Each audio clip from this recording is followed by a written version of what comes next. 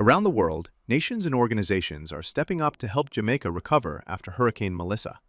The United States has provided $12 million in emergency assistance, part of a major Caribbean relief package. The United Kingdom has committed £2.5 million, bringing vital humanitarian funding to the region. Canada joins the effort with $7 million in aid, strengthening supply chains and emergency response.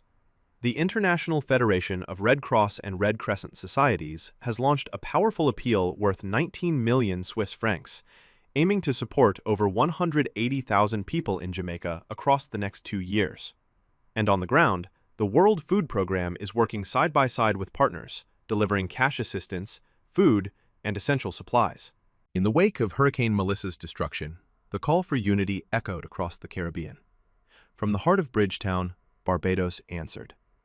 Prime Minister Mia Mottley mobilized her nation, dispatching relief containers filled with tarpaulins, cots, and generators to help Jamaica rebuild. Her message was clear. We are one Caribbean, and we will get through this together. Through her leadership, Barbados stood not just as a neighbor, but as a family, a shining example of solidarity in the storm's aftermath.